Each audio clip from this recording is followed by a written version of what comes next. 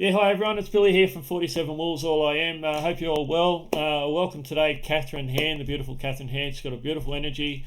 We've got a lot of mutual friends, Kathryn, on Facebook, and yeah, we've spoken a couple of times, and didn't realise we had so many alignments with our journey. So welcome, Kathryn. Kathryn's a clinical hypnotherapist. There's a big list I've got here. An EFT practitioner, emotional freedom technique, past life and life between lives therapist, an energy therapist, a cosmic conscious light therapist. I'm interested in that machine you've got, that deep trance meditation machine. Anyway, we can maybe touch on that later. And also, yeah, Kathryn's a cancer survivor, or thriver, I like to call it, because you're definitely not just surviving, you're thriving. So welcome, Kathryn, and thanks for joining.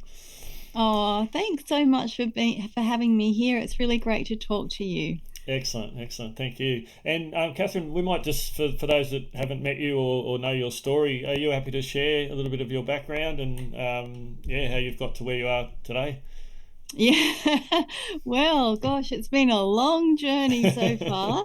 And I used to think the word journey was sort of, a bit of a cliche, but the older that I get, the more I think it really is a journey, isn't it? It certainly is. Um, yeah, well, I think that to start off with, what I know that we'll talk a lot about today was the diagnosis that I got of invasive lobular breast cancer.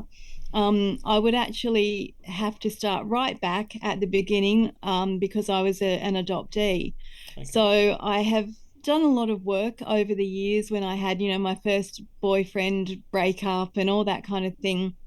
I started doing some therapy with a hypnotherapist actually, and discovered that a lot of my abandonment issues and that kind of thing were from being adopted. So over the years, I've worked a lot on that original wound of being a little baby, instinctively wanting to get the mother's milk, the mother's touch and bonding, and of course not being able to get that, and that left a really big open wound, that there were layers upon layers to heal with that. And so over the years, I've always been interested in the metaphysical and in the mind body connection. And that's ultimately what led me on to have a career as a hypnotherapist. So when I was a hypnotherapist, and I studied life between lives, and I also studied EFT. So my constant learning was all about the mind body connection, and everything, all our unresolved wounds, and how they pile up in our body and end up turning into some kind of a dis-ease eventually. So when I was diagnosed with breast cancer, there was a part of me that felt shame, because I was all for sort of healing, letting allowing the body to heal naturally and all that sort of thing. And so once I was diagnosed myself, it was not only the shock of it, but it was also the shame of it, that wow, how can I do what I do and end up with cancer? But I went along. I went sort of. I started off on the conventional path, as I suppose most people do. Although in hindsight, I was very naive. I thought that they might have more solutions than what they did, but they didn't. I was to find out the hard way. Um, so I started off going down that conventional, seeing the oncologist, the surgeon, and all that kind of thing, and literally the day before I was about to get the double mastectomy, um, I it was just like literally every single cell in my body was just stopping me, like from, and I just thought, I can't walk through that door of that hospital and voluntarily just say remove my breasts and you know hit me with the chemo, the radiation, everything. um so yeah, that was my sort of really big leap of faith, that I cancelled the surgery and thought, okay, what do I do now? Absolutely know that feeling. Yeah. So where did you Yeah. go from there? What was your journey there from there? um well, It was really interesting because um, I had a bit of knowledge about sort of the mind and body, I would, and the connection and our body's innate healing wisdom and that kind of thing. But once I started to investigate a little bit more about the healing the body naturally, I realized that you needed to bring in some physical elements as well. It's not just using your mind to help heal. Um, I Luckily, Mick, my partner, had purchased, well, not me, purchased us, for the house, a copy of The Truth About Cancer on DVD a couple of years before. And of course, we'd never watched it because you think, well, I'm not going to get cancer, I don't need to really watch it. But as soon as I rang the hospital and said I'm not going to do the mastectomy, which you can imagine went down like a lead balloon, and I got hassled, I got called. In the end, I just switched my phone off and I thought I refused to talk to them. But it was really like one of those, desperate salesmen, desperate car salesmen trying to like get you back in, and you're going to die, and how can you do this for your son? And um, you've got 5 years max, go and write the letters to your son that you'd like to write, and say your goodbyes and plan your funeral. And it was all this sort of drama. um, and so I'm an EFT practitioner, and I'd heard a story from an EFT practitioner whose mum was diagnosed with an inoperable brain tumor, and they basically said to her, just go home and have your best life and enjoy what you can, but there's nothing we can do to help you. Which a lot of people, that's actually a blessing, particularly people in America where their doctor has to give them chemotherapy. So if the doctor says I can't treat you, it's inoperable or it's incurable, you're stage 4, whatever, it turns out to be the best thing for them, because then they can go away, go down the rabbit hole of what other cures are there, and they'll often find a way. And I've read so many ways of people handling their whatever their diagnosis is. And so I remember this story where this practitioner, his mum got diagnosed with inoperable brain cancer. So he just tapped. He tapped, and he said they tapped nonstop for like about 4 days. And he said she had breakthrough after breakthrough, and cried and laughed and forgave and remembered, and just went through the whole gamut of emotional responses to things right back through her life, back to her childhood. And of course, when she went to get the next scan, they were kind of like, oh, I don't know what's happened, but things are looking much better. And she went on to live way past her use by date. And I remembered that story. It was in the back of my mind. And so I thought, okay, I'm an EFT practitioner, I'm going to do this. So I called a friend over who I studied with, and we did pretty much the same thing. She just sat with me and we tapped we didn't do 4 days, but we did about 2 days. And it took me right back to the day that I was born.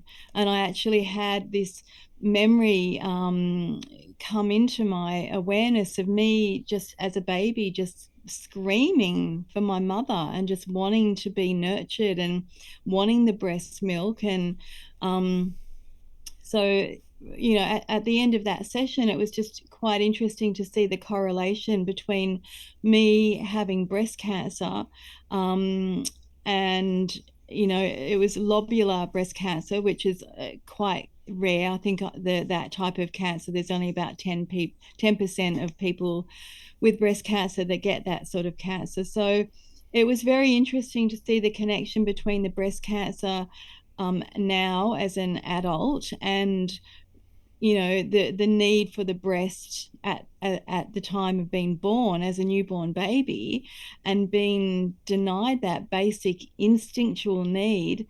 And I made the connection too between back then, they were telling women that were pregnant out of wedlock, that they were useless, that they had no future, that they had to give their child up and it was for the best. So they were literally having their babies taken away from them for their best. Yeah.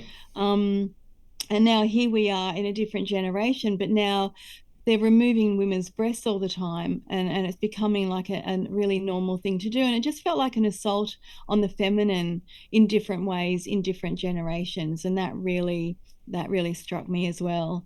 So that was sort of my, I guess, the very first thing I did. I started watching The Truth About Cancer, which gave me a lot of hope. I remember hearing about a little girl with a brain tumor as well. And they told her mum, she was about 14. They said to her mum, same thing, we can't do anything.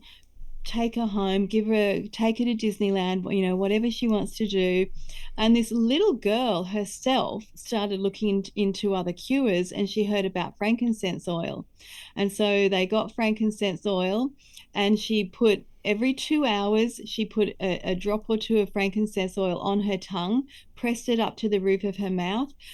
And as you would know, with the power of intention being so important in everything that we do, she imagined the frankincense oil just moving up into her head and up into her brain and helping to shrink the tumor. And that's exactly what happened. Wow. And it might have taken her 6-9 months, I don't know. It wasn't overnight, but she did it consistently and with such intent. And one thing as a hypnotherapist I know myself is that when we are 100% congruent and we have no doubt in our mind about wanting something, we do it. There's no other choice than for it to actually manifest. And so I knew without a doubt, I was in a fairly new relationship at the time with Mick. My son was only, 7 or 8 when I was diagnosed. So I had 100% congruency that I'm going to live. There was not a chance I was going to leave my son. His father hadn't been in his life since I was pregnant. So I thought, I'm not leaving him. He's not ready to lose his mama. So that was my reason to keep living. And I think that's a big part of it. If there's doubt in people's minds, and they've got to work on that if they really want to survive. Yeah, and quite often, like you said, without disclosing your age, I know I'm 54, and tapping into my emotional awareness and my background and the traumas, and I'm revealing that, or they're coming back to me, moment by moment, meditation by meditation, and it's amazing. Like it's taken years and years to manifest itself. To show us, like it's a generous gift that our body is able to go, hey, how about you deal with this? Do you know Exactly. do you know this is going on? Because quite often we'll suppress it and put it in the back shelf. So it's been like the whole proverbial onion. Like they talk about the onion layer. So like you just said, it's not. The expectation is that it's not going to heal itself in a week if it took years to manifest. So you don't want it taking years to completely heal, and it doesn't.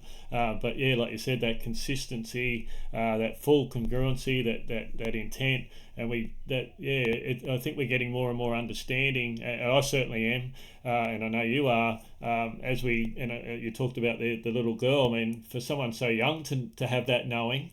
That's such a beautiful thing. But there's so many inspiring stories out there. I'm on a few groups with my journey, and I get so inspired by people and know that they've done it, so it's possible. And that straight away tells you, okay, well, if they can do it, what's stopping me? And of course, every story, everyone's path is unique, but there is that. The sameness. You had breast cancer. I've got mine, or having mine, and it's an interesting thing. And I use the whole the 4 minute mile. I don't know if you're aware of that. The 4 minute mile back in the 50s, where everyone thought it was impossible to run a mile in 4 minutes. Once one guy did it. I think within 12 months it was, the people were doing it all over because they suddenly went, oh, okay, it's possible. And I mean, you could use so many other analogies and examples, but that belief, you've got to have that belief. So well done, Yeah. well done. Yeah. And I think that whatever way you choose to deal with it, it's so important to celebrate everyone winning that has like you say, thrived after it, because I mean, I've got a girlfriend, a beautiful girlfriend, went through the same thing just a few months earlier, and she took the conventional path. And so I've got this absolutely direct comparison of how her life is now. And she's never recovered from the chemo and the radiation. And there was a part of me that sort of felt a bit guilty. I felt guilt in a way, because she has come out through it and she's alive, but not well. Do you know what I mean? She's still on the tamoxifen, which will be for lifelong, so that's bloated her, and her hair hasn't properly grown back, and she's got her boobs removed, and it looks like she lay down on a barbecue plate with this big radiation burn. Oh, wow. um Yeah.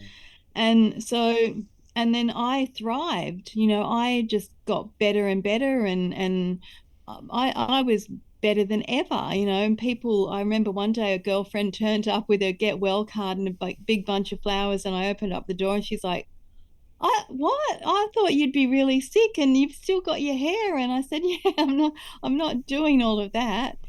And she just kind of went, oh, I can't believe it. She said, you look better than ever. So, it's whatever path that you take, you just keep finding evidence, because our brain loves to have evidence of something, because we're so conditioned into believing that the medical system is the right way. I almost got suckered in. Like, I almost got caught up in their vortex, and I thank God every day that I didn't. But I had to constantly watch things like The Truth About Cancer, and read about other success stories, because otherwise your mind can catch up with you, and you hear those echoes of those words that they told you and that kind of thing. And so for me, I just kept tapping, tapping, tapping every time I'd have that fear come up, or I'd hear that voice in my mind. I just keep tapping on it, and even though I'm feeling this fear, and just keep tapping and tapping and tapping to help me clear it. Beautiful. And the other thing too is, when you're doing your research and you're looking for other alternative methods to use, there's almost something exactly the opposite to what you've been told. Like, so I chose to do a fruitarian diet. I followed the protocol of Dr. Robert Morse. And so as soon as you kind of research that, and you find out that, yeah, definitely get rid of meat, get rid of dairy, get rid of everything that's not fruit. And then you'll read an article that's exact opposite of that. So you have to just have all your all your faculties about you, because otherwise you can just get totally into overwhelm, and I don't know what I'm doing, and you feel so alone because you don't have the support of the system anymore. So yeah, you just have to be able to keep that congruency and keep having faith that you're doing the right thing for you. Because I went to see a functional naturopath, and to my horror, she said to me, well, you're following the fruit diet. That's what they did to cure cancer 30 years ago. I'd like to get you eating some organic grass-fed meat. And I don't know, my body was just going, no, no, no, no, no, that is not for me. Um, so, but I'm sure there's people that have eaten meat and survived. I've read one story that a guy that did colloidal silver, and all he did was colloidal silver, and he still kept eating his same crappy diet. And um, so, I think whatever path you choose, just stick with it and have faith, because it's more about the work that is coming up, the whatever it is, whether it's the fear or the uncertainty or the doubt or the panic, the anxiety. like it's just all coming up so that you can then heal it. And so, it goes on. I think, for 2 solid years, all I did was work on myself. And I felt like I'd, looked under every single stone, every rock. I turned it up to see what was under. I confronted my shadow. I just healed everything. It felt like Yeah, every part of my life was I had the spotlight on it, and it was brilliant. I did more growth in that couple of years than I'd done in the past 20 years before that. beautiful, beautiful. You're right. There's so much conflicting information out there, and we only have to go on the internet, and yeah, they can come at you from all different angles, and there's all different points of view, which you touched on, and also the bombardment from the hospital, which obviously, I mean, that's incredible, really. And I do know what you mean by the whole used car salesman sort of thing, because that's how my first oncologist came across. He was just push, push, push, and I'm like, hang on, you haven't asked me about my diet, my lifestyle, Yeah. my exercise, what else is going on. Definitely nothing, along the emotional, or yeah, any other areas. It was just, right, I'm here to give you chemo or chemotherapy, and that's it.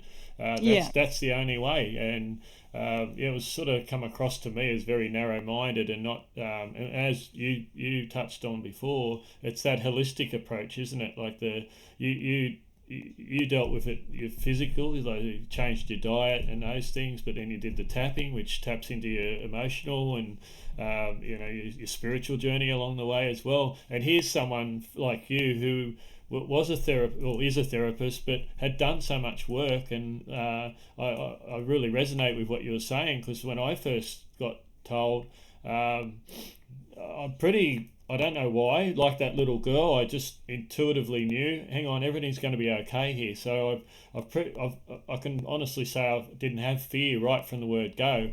I can't explain that, but that's how I feel. And that's not being bravado or hiding anything. That's a genuine. But I have since found that, yeah, like you were talking about with the EFT, doing meditations, and yeah, revealing the layers, peeling them back one by one. And I know I've probably got more to go, but yeah, like you say, it is a journey. But the growth and the expansion that you get from this experience, it's. I remember when I first got told by the doctor, when I had my, when he first told me, the words honoured and privileged came to me, and I'm like, what does that mean? Where's that coming from? It was just like this inner voice in my head. And yeah, it has been an honour and privilege to be able to learn and grow. It's just the most beautiful gift, that's been presented to us. It's an opportunity, and like you're saying, and quite rightly, the having anxiety and stress and doubt and all those other emotions are low frequency, they're low vibration. So you're not doing yourself any justice, and you're certainly sending the wrong message to your body. During, yeah, and that's not just, you're through the cancer now, you're thriving. So, but what you've learnt from that experience has enabled you to carry that forward for the rest of your life, and then share it with Yeah. probably share it with your son and your part with Mick, and lots of other people. So yeah, Exactly. yeah. Yeah. I mean, people, I remember listening to every night I'd have a salt bath. I'd have my magnesium bath, and I listen. I got into my little rituals, and one of them was to have my salt bath, and I listened to Cry On every night in the bath. And there were always these profound messages coming through. And sometimes I think, is he recording this? It felt like he was recording it just for me. It would be so appropriate. um and I'd be thinking, if someone else was listening to this exact same recording, are they hearing different words? It felt that personal. And one of the things, there were many things that I remember that I listened in those days, but one of them was that when a mother, was it specifically a mother or just a parent, but I don't know, but I remember hearing it, when a mother heals cancer, she's healed it in her child as well.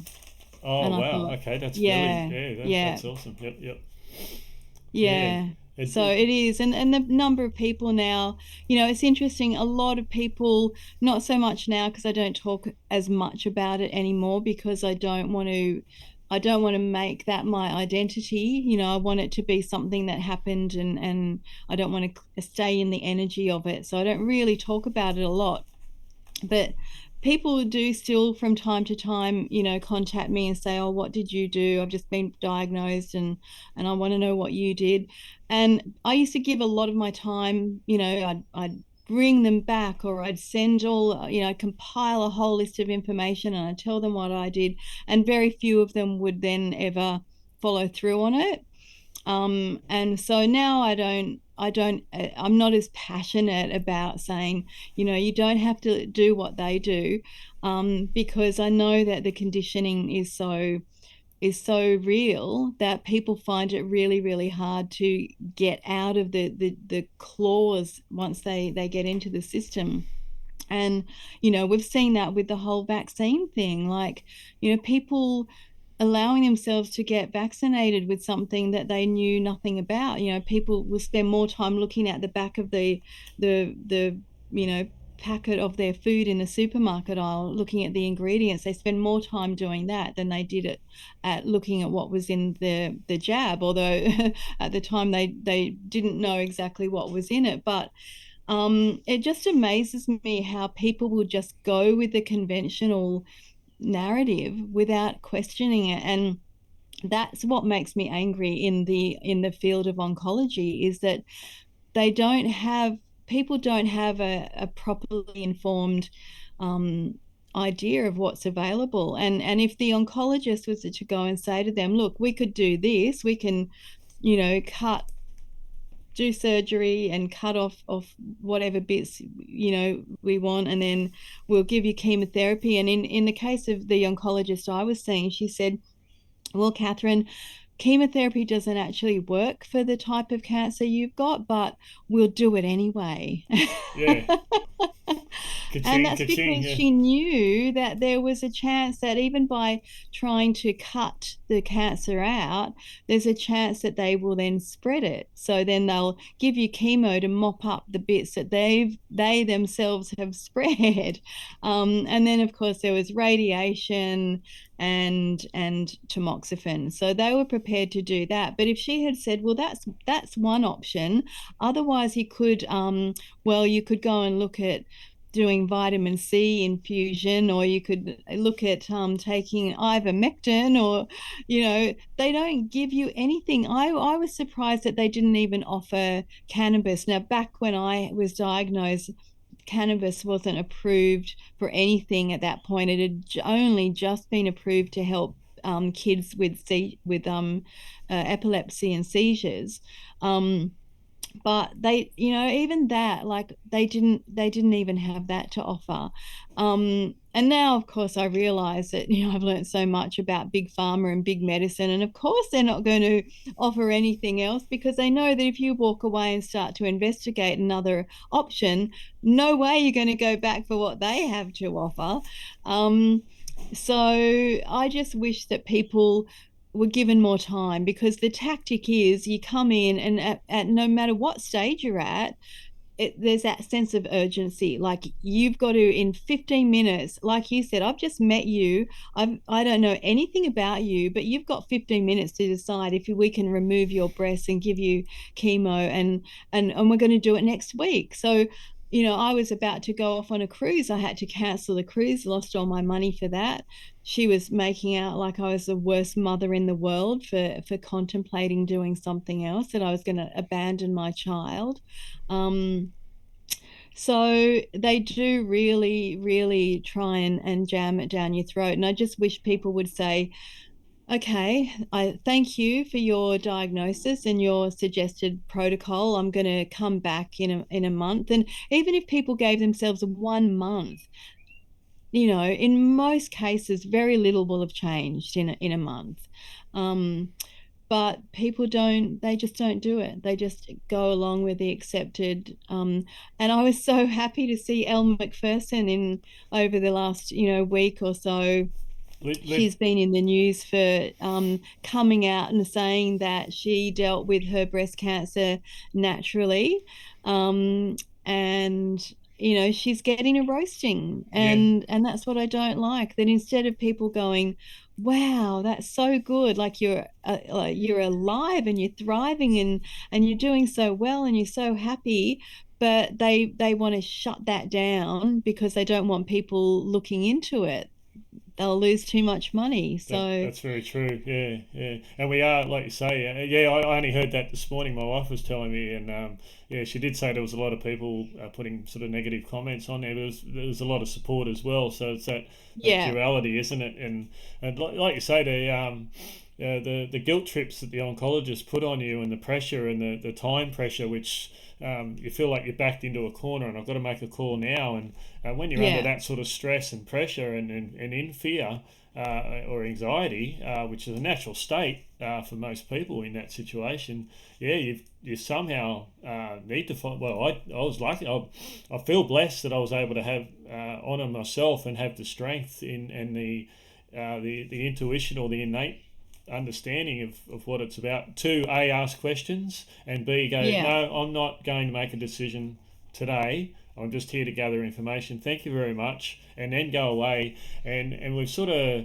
I feel like we're almost programmed or brought up as a society to go to the GP or an oncologist or any other specialist and solely rely on them because they've got the white coat and they've got the certificate on the wall, and that's been their path. That's where they've learnt, and that's fine. There's no Yeah.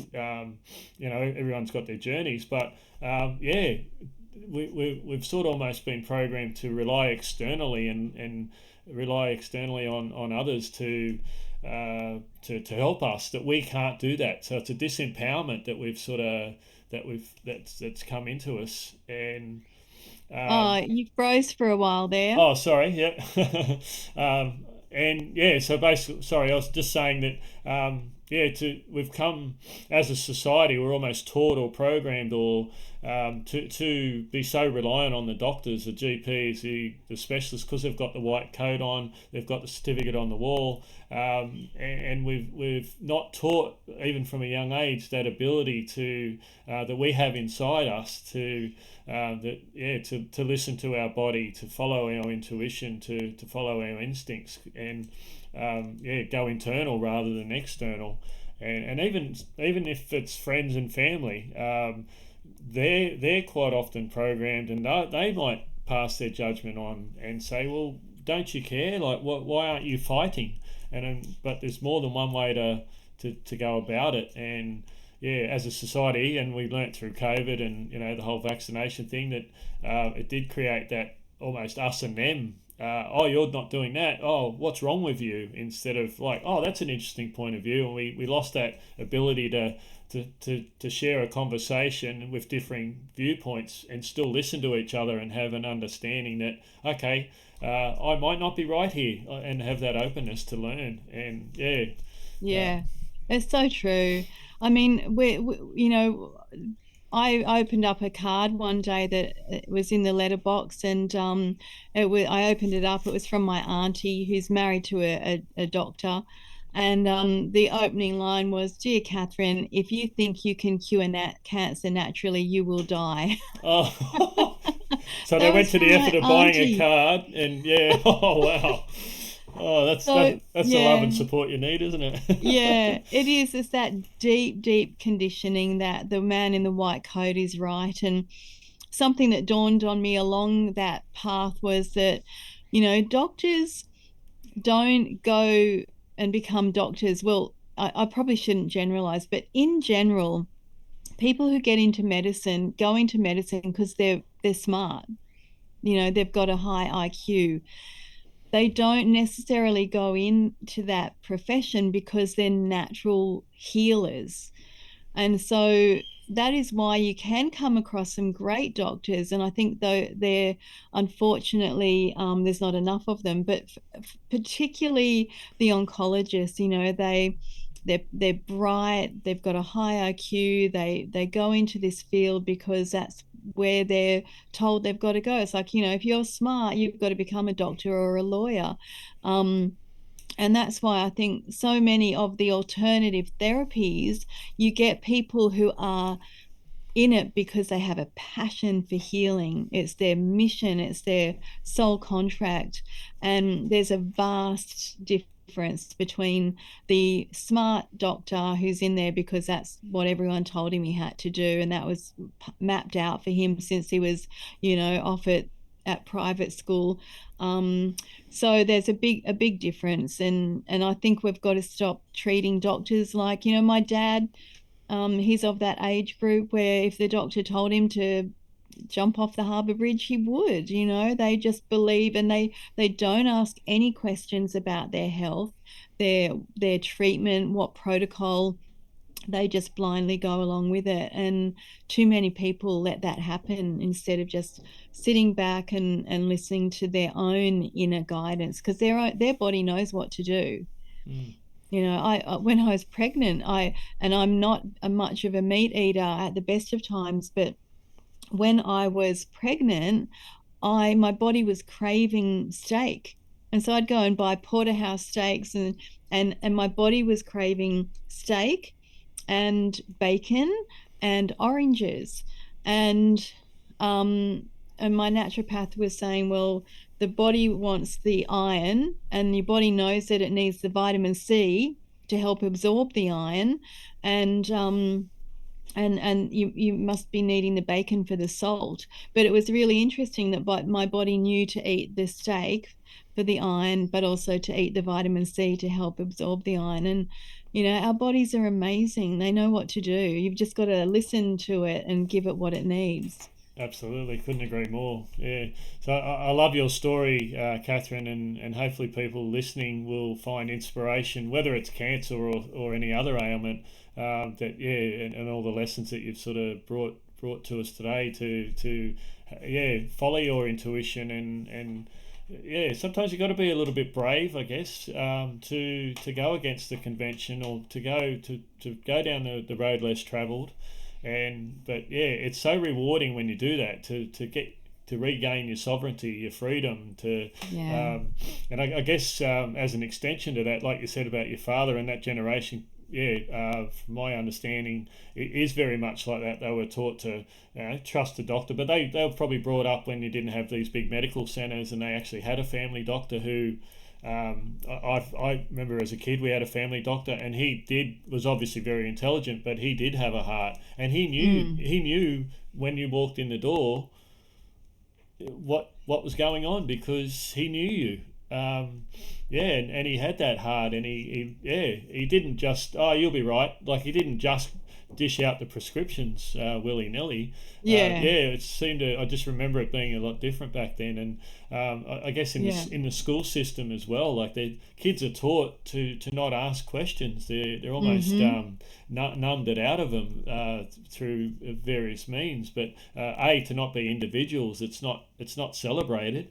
No. And if you want to ask questions, you're just causing trouble. You just sit there and learn what I've got to teach you.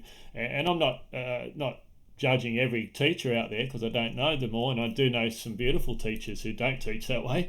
But they're even within the education system, they've got to be a little bit different to be able to do that, because the curriculum and the system and the setup and the culture is that, like, the kids will do what they're told, and you make sure you rule with an iron fist, and if someone steps out of the line, you get them out of class or detention, whatever. So they're punished for asking questions for being individuals, and that stays with people for, in a lot of cases, their whole lives. Yeah. Yep. Exactly. Don't question authority. Authority is always right. And yeah, I mean, it's one of my biggest bugbears is about the school system, and that it just squashes the kids' natural you know just their spirit. It doesn't, I tried to raise a free spirit, and unfortunately I didn't have the capacity to do homeschooling, which is a regret of mine. And but you know because of actually the healing journey that I took, my son did spend a lot more time at home because I did realize that not to sweat the small stuff, like if he wants to have a day at home with his mama, then it's going to happen. I'm not going to force him to separate from me because it's a requirement of school. He did have a lot of time off in those first couple of years. Um, and yeah, they just squash the individual out of the kids, and they don't encourage free thinking, entrepreneurial children. They just want people that they churn out as worker bees, and it's terrible. Yeah, But they teach you enough to yeah, make a living, but not enough to think for yourself and yeah, do what you want. Yeah, yeah. I actually know a couple of parents and who homeschool, and from what I understand, the numbers are growing, and yeah, particularly probably through COVID, but even before that, but since 2000, because of that necessity. Yeah, from what I understand, the numbers are growing, yeah, and I have not talked to one parent who, and even you can see it in the children, like they're not isolated. They still have extracurriculums, and play their sport or yeah. go dancing or whatever it is. So they're still interacting with other, getting those social skills. But they without all the boundaries, and quite often they'll learn their day's work in 3 hours because they can concentrate on that Yeah, without all the other stuff. And that's yeah, so yeah, good. yeah. No, I I think it's know. brilliant. I'm the same as you. We've only got one daughter, and she's 26 now. But we wished we had if we had our time again, we would have homeschooled her. But it Yeah, wasn't even thought of back then. So yeah, yeah, we yeah, it's definitely grown. I mean, I know of teachers who lost their job through the pandemic, and they ended up being hired. They'd get parents, of maybe half a dozen parents in a school would hire a teacher, and they'd end up homeschooling, but perhaps with the help of the teacher. Or so I think it's great that we're seeing, because of that, we are seeing alternative groups. I know of nurses now that are the same thing. They gave up their job in the hospital, but they're doing their own thing and getting out there and working in the community of people that don't want to have nurses that are jabbed up. It's kind of sad in my mind that in the system now we've only got the jabbed up doctors and the jabbed up nurses, and so you just wonder how capable actually are they when all they do is just follow rules and do the robotic thing, rather than the nurses and the doctors who got out of the system. They're the nurses and doctors that I would want to have anything, if anything, to do with. I really don't have much to do with any sort of conventional medical system now. I see my chiropractor and my acupuncturist for everything. And what a chiropractor can do to prevent illness and everything is so good. But I saw my kinesiologist regularly, but particularly my acupuncturist and my chiropractor. They get me through everything and anything. So I can't even tell you the last time I saw a regular doctor. Yeah, that's I just great. Yeah, don't. and again, there's no right or wrong, but I love your path, and I'm very similar. Yeah, absolutely. Yeah. Yeah. So, what are you wanting to share a little bit about what you do now? Like I mentioned at the start of the program that you have multiple modalities within your weaponry. I won't use that Yeah. word, but yeah, with your yeah, yeah. So, what is it you do for people, Kathryn? Well, as you mentioned, I'm a hypnotherapist, so I did, started off doing all the usual things that hypnotherapists do. Particularly, I worked with a lot of women with weight loss, but um, self-confidence, all sorts of things. And of course, I think because of the nature of my original trauma, which was being abandoned by my mother, I seem to attract a lot of people that have deep trauma through their childhood, and it could It doesn't have to be that they were sexually abused or anything like that. It can just be the circumstances that cause them to suffer in some emotional way, and they weren't given the tools to deal with it, you know. So, for example, I had one woman that came for nail biting actually, but when we looked back into where the nail biting came from, it turned out that she grew up in a very, very strict household. And when her and her brother were younger, if they had visitors coming to the house, the father would say, "You stay in your room. You're not to come out. You stay in your room until the dinner party's over." And you know, children were, what was it? Children were to be seen and not Seen, not heard. heard, yeah. In that case, they weren't even to be seen. But a lot of us can relate to that. You know, we had a similar sort of thing, not quite that strict, but we were always told to sit there, zip it, say nothing, you know. But they had that extreme where they were told to stay in their room. And one night, her brother had an asthma attack, I think it was, or it might have been a seizure, but anyway, something that killed him. I think it was an asthma attack, and he died in front of her. She was about 6, he was Oh, 4 or 5. She might have been a bit older. Um, and she sat there in the room until the mum and dad came in to say, "Okay, you can come out now." And there was her dead brother on the floor. oh, And that was when her nail biting started. And not only that, she was never given the opportunity to grieve it because she was a little kid and kids didn't go to funerals back then.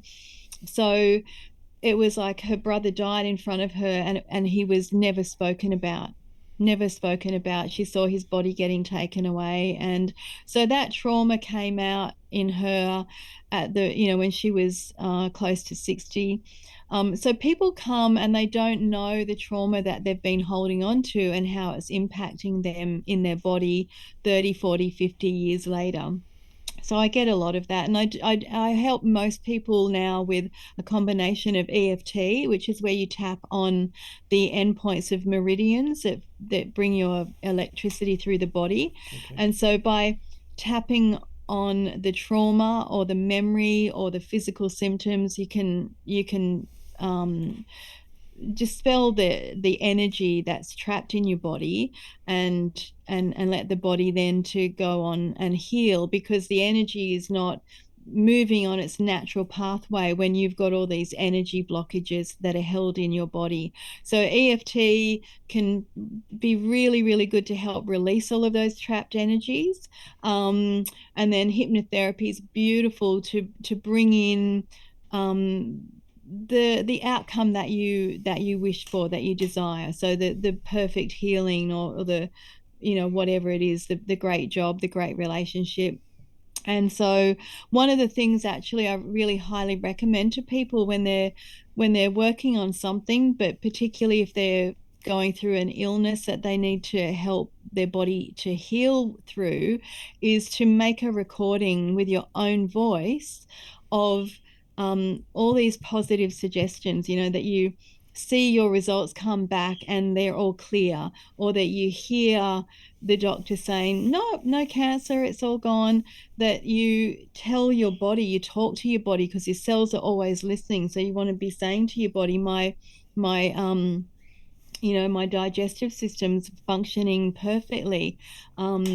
You know, my endocrine system is functioning perfectly. My lymphatic system is moving and clearing all my you know, toxins and debris, all that kind of thing. So you're literally just giving yourself these hypnotic suggestions, and you play that while you sleep, and you can put it onto, you know, Audacity or some free software to loop it and put it on for several hours while you sleep, because your body is naturally suggestive when you're asleep. And there's nothing better than the sound of your own voice, because that's the voice that we hear all day, every day. Yep. So you can get other downloads, of course, and listen to them for healing. And I did that. I had some favorites that I'd picked up from YouTube or whatever that I would listen to.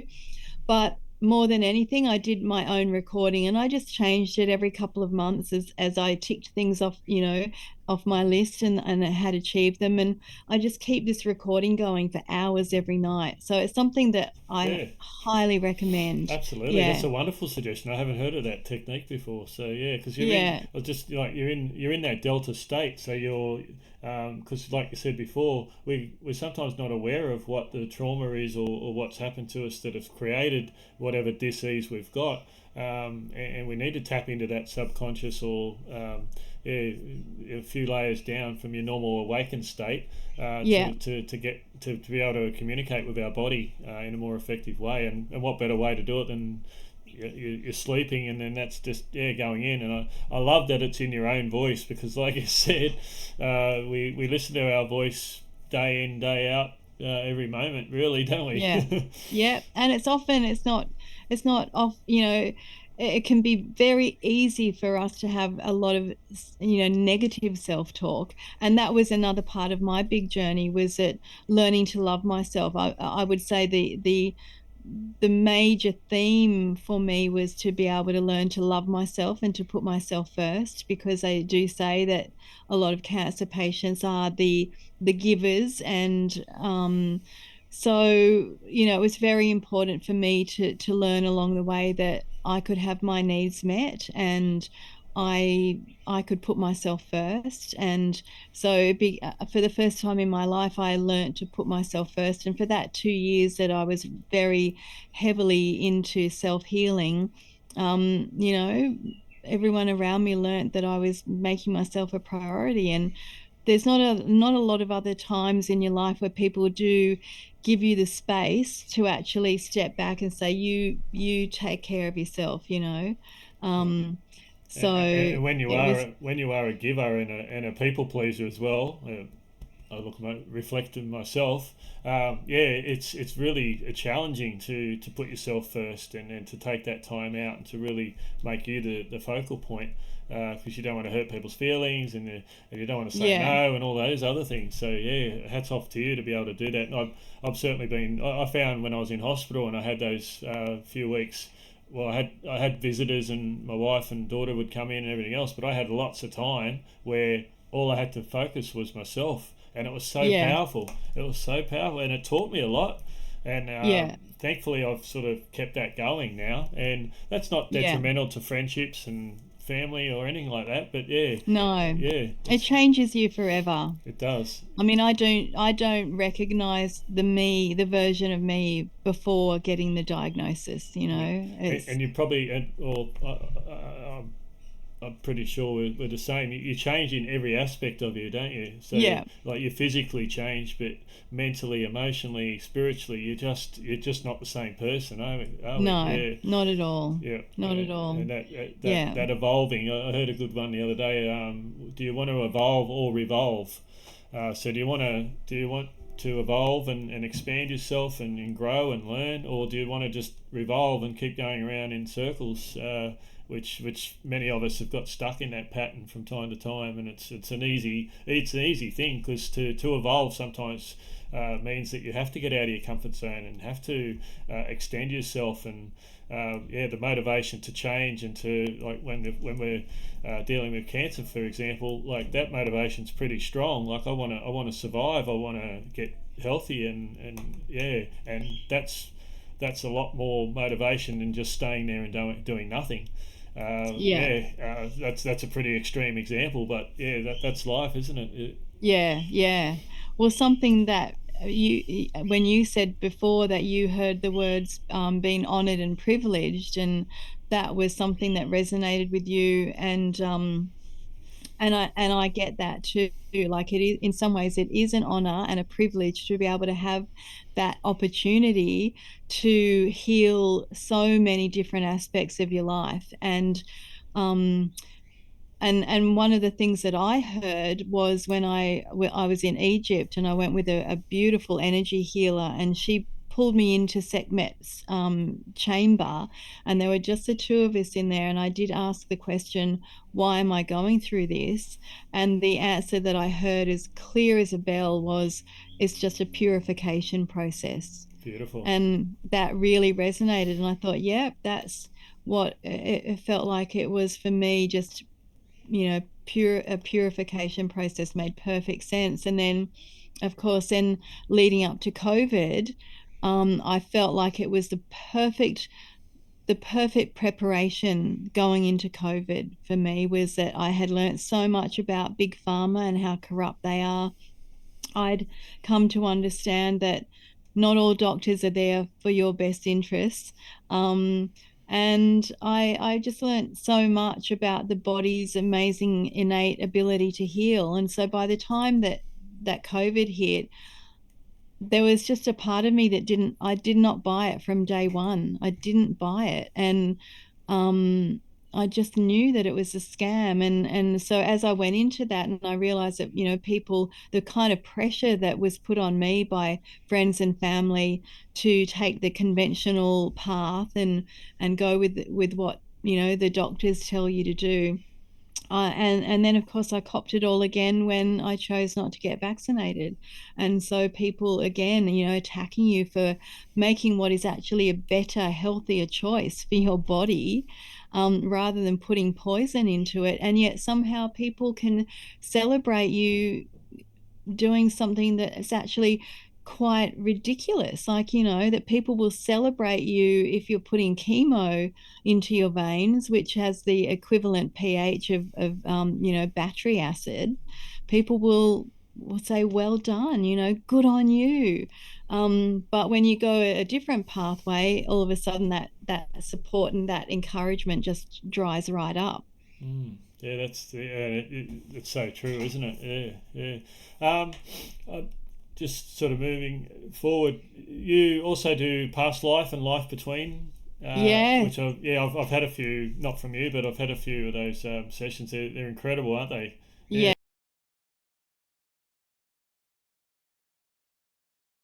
Yeah. It's, Amazing it's, work. I've lost you, Billy. I just you're right. lost You've your got. volume. Oh, that's Got you okay. back I've got again. you back. Yeah. Yeah. Yeah. So So how do you? What from your experience? How does that differ? Yeah, obviously going into past lives, and you mean life between lives. And did you want to sort of touch on that a little bit?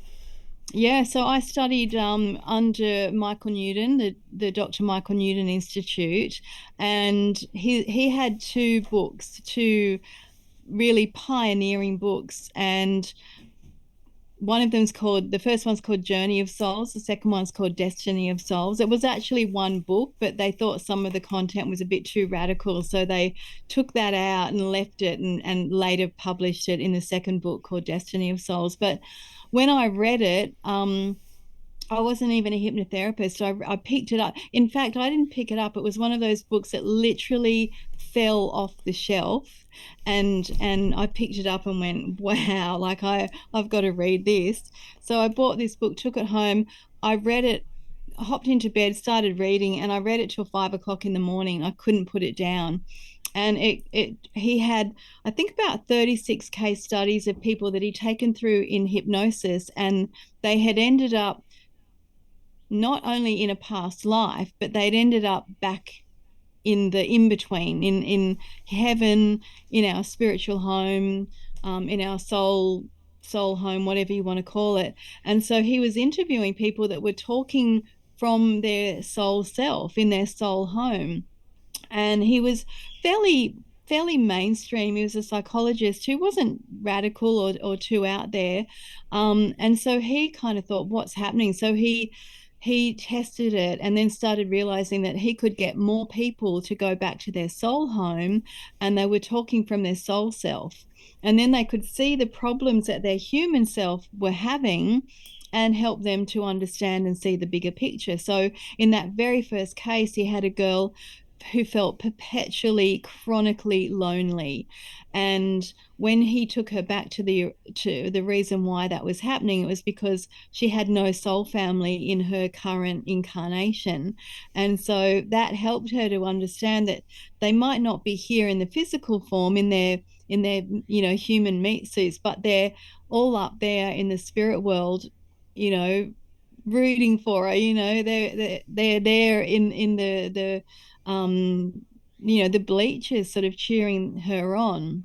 And so that helped. And so he ended up discovering various patterns that we all go through when we die and when we're in that in between space before we come back for another incarnation. And it's beautiful. It's all loving, it's all knowing.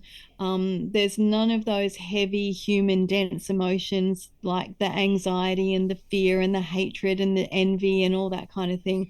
You're just in a high vibration, and you're fulfilling your mission as a soul who's expanding. And so we keep choosing these incarnations to experience different things. And when I read that book, I thought, I've got to have one of these sessions. And then I thought, no, I want to do these sessions. So I had to sort of go down the whole pathway of becoming a hypnotherapist, and then I had to do past life training and had to do 2 years of case studies, and then I got to do the life between life training. And so it was a really big deal for me to get that certificate that day, turn up. I'll never forget really standing in my office and opening it up and seeing that years of work had all sort of finally paid off, and I had that certificate and became a Michael Newton life between life therapist. So because it's very humbling work, it's really profound work. People's lives drastically change after they have tapped into their higher self, and then they get an understanding of why we choose the parents. I chose my parents to become an adopted person that would have to experience the wound of abandonment, and I've been working on that for many lifetimes. And so um in this lifetime, I think that I have finally broken that pattern, and so Cut the that will be cord. something that that's done and dusted. We'll come back and try something different. So it's very deep, very profound Yes. work. Yeah. And I haven't practiced, but I've been on the other side as a client, and yeah, it's a profound experience. It goes way beyond your standard hypnotherapy from this lifetime, because we can sort of tap in and consciously remember, but we don't realise that there's so much more to us as far as our connection to our higher self and all the things you just spoke about. So yeah, Yeah. that's next level. It's so brilliant. I love it. Yeah. It I've done really a is. done a bit of reading on Dolores Cannon and the Yeah. QH8, the quantum healing, and yeah, along those lines. And yeah, some of the a lot of her books have got the transcripts of sessions that she's had, and like yeah, some of the amazing information that gets revealed, and then how she come about with her theories and her yeah, that there were so many people from all around the world having similar memories of past Yeah. lives, and what they were here on earth to do. And then she put all, yeah, it was just amazing to sort of read. And yeah, Mm-hmm. it goes to prove there's a lot more to life than what we see and hear, and with what we do with our five senses that we've got. So That's for sure. Yeah. um, you've got a beautiful Uluru at the back, and I just wanted to sort of ask you a few and get you to share there. So it's the Cosmic Consciousness Conference. Cosmic Consciousness Conference, a bit of a Yeah, mouthful. no, it makes sense. So Yeah. what did you want to share? What that's about? Yeah, well, this is we've got our next one coming up on December the 20th over the solstice period at Uluru. This will be our fifth one that we've done at Uluru, and then we've done three others, one online in 2021 when we couldn't get into the Northern Territory. Michael Gunner made it very hard for people that weren't jabbed to get in, so we had to You abandon did. that and go online. And then we did two more on Norfolk Island. So we went off and did like a little bit of more work on the Lemurian side of things, because on Norfolk Island it's just a beautiful Lemurian um, volcanic rock. We thought it was quite interesting that we went from the rock at Uluru in the middle of the desert to the volcanic rock in the middle of the South Pacific. And interestingly enough, too, the ley lines that there's a big grid point just above Norfolk Island, and it runs right through to the Flinders Ranges, where we took a whole group of people after the last conference at Uluru. And then that star bursts out, and then the ley line continues up through Uluru and then onto Bali, which is the purification center of the planet. So we have we do this work because it helps humanity. It's helping with ascension into the 5D. And we have a lot of light workers that want to come along and be a part of it.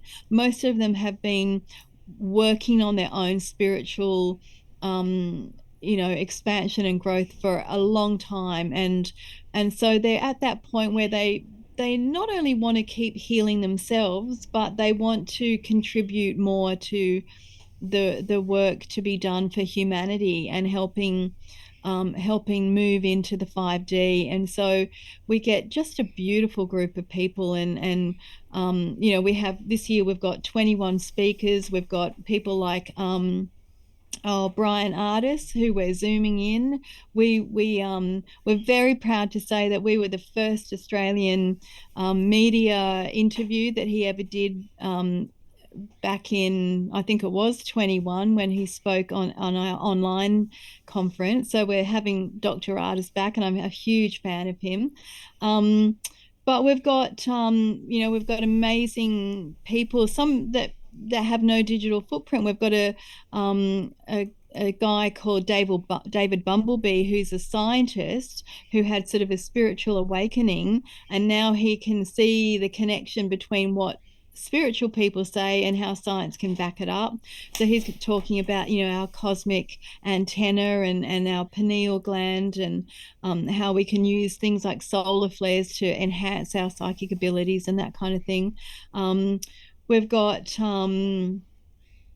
people like Kathryn Hand, who talks about all sorts of, from a galactic point of view, the spiritual warfare that we're going through and all that type of thing. She's amazing, a beautiful healer as well. So yeah, I encourage people to go to the website, have a look through all our speakers, because we've got an amazing lineup. And in fact, I'm more excited about this conference than any other, because we're moving into good times. We've got the ley lines actually move into permanent harmony at over that solstice period. So this is a profound, huge event that could be that we literally move into 5D. I don't know what's going to happen. I don't know if we'll feel it, what it's going to look like, but we're definitely having a profound shift of some type. And then we've got Pluto moving out of Capricorn and moving permanently into Aquarius for the next 245 years, something like that. So that means that the Pluto moving out of Capricorn, which has all been about authority and control, is now moving into a place where there's power to the people. And so it's going to be really interesting to see how that plays out for us. And then we've also got Judy Satori coming. Now, Judy, for those who don't know of her work, she's a very, very high level healer, and she brings through healing energies from sort of ET races and really highly advanced beings. And she said that she felt that the solstice this year will be the impetus for her to bring through some very advanced energies that will be here to help us as humans go through into our next major evolutionary stage. And so all of this is happening over the solstice period, and Uluru is one of those PowerPoints that will be, a lot of people refer to it as, sort of like the North Pole of the South Pacific, or basically it's the epicenter of this cosmic transference to come through. So we're super excited to be out there and be with in a room full of people that are all on the same path. And doesn't mean we all see exactly everything eye to eye, but you can go to a place and just have the most amazing conversations, because everyone's open-minded. They might not have heard what you're talking about or even agree with it, but they're open-minded enough to to listen to it and respect you for having that opinion or that knowledge. Or so it's such a great high vibing place to hang out for a few days. It's Excellent. amazing. Sounds super exciting, and it sounds like I can feel it already. I'm getting goosebumps listening to you. Yeah, the energy there would be amazing, and I think it's fantastic that people come from slightly with different angles and different beliefs. So we're all going to be learning from each other as well. But the energy will be palpable, I would imagine. It Yeah, is, yeah. And Uluru is the solar plexus point for the earth. So it often brings up for people their own unresolved powerlessness issues. So if something comes up there, which it frequently does, they'll be triggered by something that might seem quite small, but it's just, again, it's an opportunity for them to go, well, what's coming up here? What is this really about? And they can use it again as a golden opportunity to keep healing and keep expanding. And the more, the more as light workers that we do our own healing, the more that it helps everyone else. It's that absolutely. 100 monkey thing. So the more that we just keep healing and showing gratitude and using our intention um for creating a new earth, a beautiful new earth, the more that we help everyone else. So Beautiful. it's really great to have that opportunity with these beautiful light workers to do this work, not just for ourself and our own healing, but for planetary healing as well. Yeah. Definitely, definitely. Pachamama or Mother Gaia will definitely appreciate it. Yeah. Yeah, and I've been feeling that shift for a while, Kathryn, that we are, and I've said this multiple times, that we are moved. There's a feeling, without knowing what you just told me, but it feels like a shift, like where we're enhancing each other's lives, where we're helping each other, and this rather than what we've grown up, in this whole competition, dog eat dog type mentality. Feels very much that slowly but surely we're moving and shifting, and what you said about Pluto moving out of Capricorn just makes complete sense. Yeah, yeah, Yeah. That happens just absolutely. towards the end of November.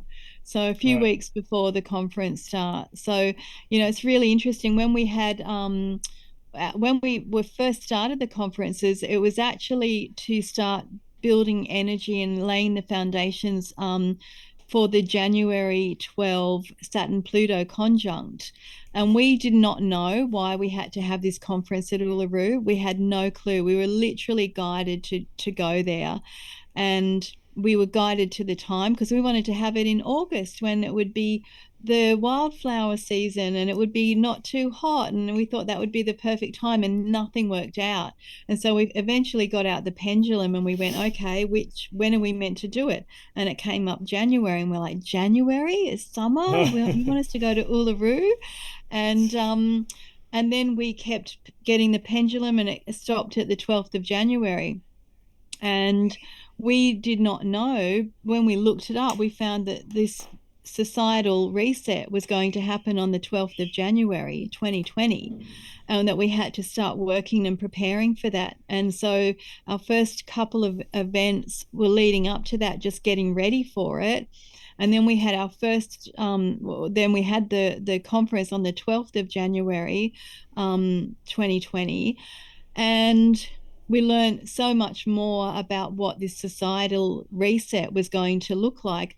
We couldn't have imagined the magnitude of it, of course, but the very first day we did our ceremony for that night, and then got up the next morning, and our MC stood up on stage and he said, well, Harry and Meghan have quit the royal family.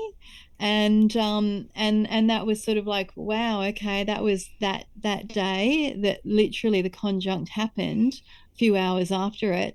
And then of course the rest is history. And we started hearing about COVID, and it all started to unwind. And yeah, so then the December that year we moved into the age of Aquarius. So we had our next big event there. That was huge. That was massive. We had about 1 million people all over the world that joined in with our ceremony, and people were talking about how they could feel the wave of energy sort of going around the world. So this next one, which will be 4 years to the day exactly that we were there for the age of Aquarius, now we've got the move into permanent harmony with the ley lines. And so, Yeah. I just encourage anyone over that solstice period, wherever you are, even if you can't make it to Uluru and be with us, just go with intent and sing, put something in beautiful harmony into the ley lines, put your intention, play some 432 hertz music, take your bowls out, your gong, and just spread that love into the ley lines, because that is like putting love into our own body. It's the ley lines are the meridians, and they carry our energy. And for too long, the bad guys, have been using the ley lines for their own nefarious agendas and for their satanic rituals and all that kind of thing. We know that Marina Abramovich, for example, was at Uluru when Azaria Chamberlain went missing.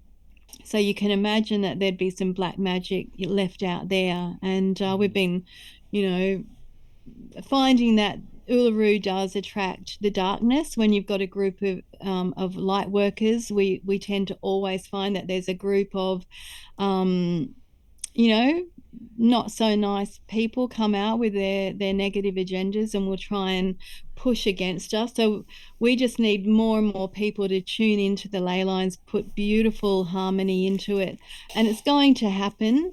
But the more of us that put love into it, the better. Oh, 100%, absolutely. Oh, sounds so exciting. Yeah. All right, Kathryn, I think we've said this before, but we could talk all day. But I know we've both got a few other things to do. Can I invite you back, because I think there's so much more for us to talk about. And Anytime. oh, that'd be fantastic. I've absolutely thoroughly enjoyed our conversation. Where can people find you, Kathryn, online? Yep. So my website is kathrynhand.com.au, or the Yep. conference website is cosmicconsciousness.com.au.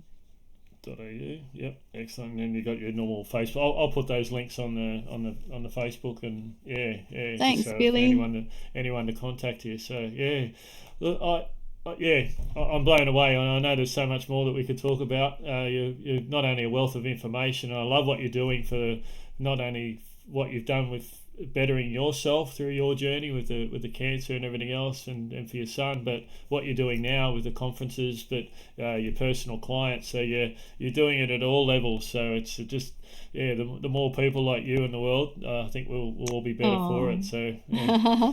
Well, ditto. You're a beacon of light as well. So yeah, I think we've all got our unique ways of bringing a part of us to the world. And hopefully, I always think if one person listening to this kind of thing can, have a different perspective and point them into not necessarily a different path, but just opening themselves up to more, I think that's a really good thing. That's it. Yeah, Yeah. absolutely. All right. Well, thank you very much again. I'll keep saying my deepest gratitude, and thank you. So I hope you enjoy your day, and we'll talk again very, very soon. Thank you so much, Kathryn. You're welcome. Thanks, Blessings. Billy.